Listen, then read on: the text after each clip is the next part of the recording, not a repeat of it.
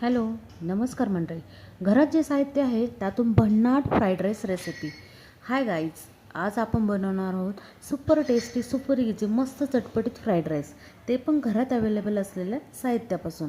सगळ्यात आधी मी कांदा, टोमॅटो, हिरवी मिरची, लसूण छान असं बारीक चिरून घेतले. आता कढईमध्ये तेल टाकायचं आहे, त्यात घालायचं लसूण, छान असा फ्राय करून घ्यायचा आहे. मग त्यात टाकायचं कांदा, टोमॅटो, कढीपत्ता, मस्त असं परतून घ्यायचे.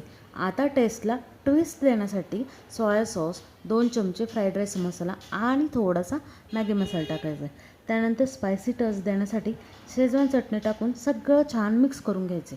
आता उरलेलं भात टाकायचं आहे आणि हाय फ्लेमवर मस्त फ्राय करून घ्यायचे.